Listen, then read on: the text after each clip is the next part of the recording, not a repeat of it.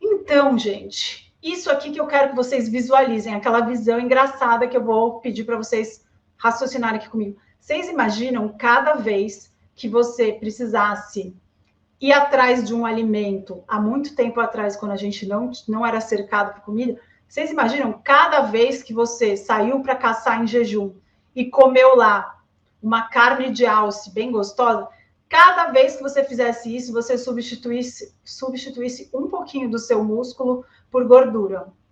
Os homens das cavernas seriam desenhados na caverna, naquelas pinturas rupestres, como os bonequinhos do Michelin, né, gente? Ia ser um monte de gordurinhas móveis, porque a gente teria substituído, né? Então, esse tipo de afirmação super não baseada em evidência, a gente precisa combater, tá?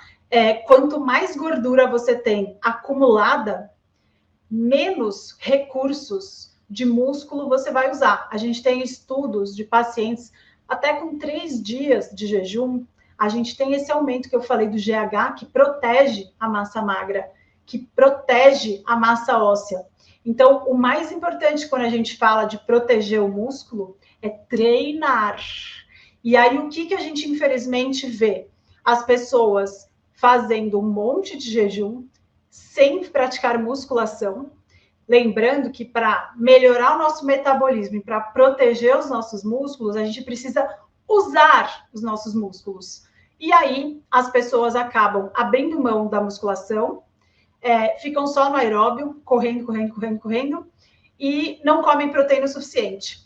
E daí um problema que não tem nada a ver com o jejum, ele é atribuído ao jejum por conta daquele conceito que eu falei para vocês, que o mundo da nutrição enxerga esse período intermediário entre acabou o glicogênio, precisamos de gordura. O que a gente vai fazer? Nesse período intermediário aí, de mudança de combustível, a gente realmente usa aminoácidos como fonte de glicose, tá?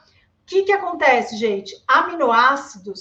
Os aminoácidos são proteínas, pedacinhos de proteínas, o menor pedacinho de proteína. Eles não necessariamente são os seus músculos, tá? O que são aminoácidos? A gente reaproveita nesse momento do jejum proteínas velhas que a gente não está usando mais, proteínas de dentro das mitocôndrias. Lembra que eu falei que a gente precisa reformar, renovar a mitocôndria para elas continuarem trabalhando em full power?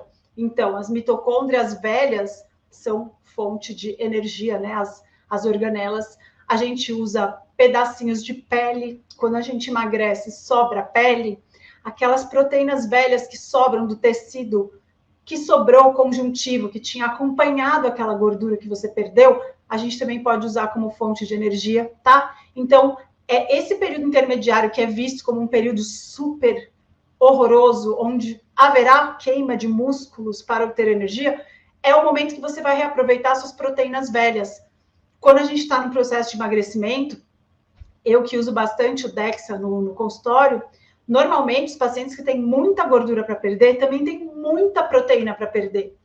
Então, queimar proteínas durante esse processo intermediário não é ruim, gente. Você não vai queimar o seu músculo, que é algo ativo e super útil, se você tem um monte de proteína velha para reformar, para usar, tá? Um exemplo disso, gordura no fígado. Você tem lá um monte de gordura no fígado, um monte de proteína velha que você não conseguia limpar faz tempo, porque você estava preso na roda do carboidrato, dependente a cada 2 horas de carboidrato, igual uma seguidora agora que acabou de falar que depende de carboidrato, que tem hipoglicemia, se fica sem comer.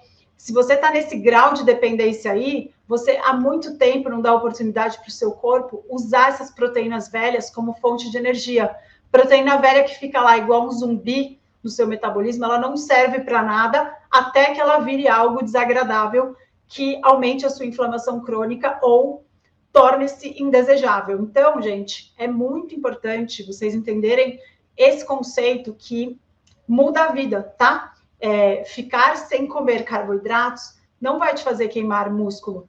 Você, para proteger a sua massa muscular, você precisa de atividade física, de preferência de força, para usar o seu músculo e fazer uma pressão nos seus ossos para que você continue com essa massa óssea e massa magra preservados, e você precisa comer proteína o suficiente quando está no estado alimentado. E se você ocupar 70% da sua dieta comendo grãos, você não vai ter nem apetite, você vai estar tão distendido que nem vai conseguir comer a quantidade de proteína necessária para, quando o seu corpo for se recuperar da atividade física, reconstruir os músculos com os aminoácidos essenciais que a gente só obtém na dieta se a gente ingerir.